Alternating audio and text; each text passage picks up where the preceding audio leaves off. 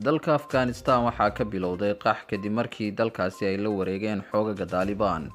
dowladda Mareykanka ayaa bilowday heshiis ay la gashay dowladda Qatar kaasoo dhigaya in 8,000 oo shacab iyo saraakiil ciidan isugu jira oo la shaqeynayay ciidamada Mareykanka dibadejin loogu sameeyo dalka Qatar.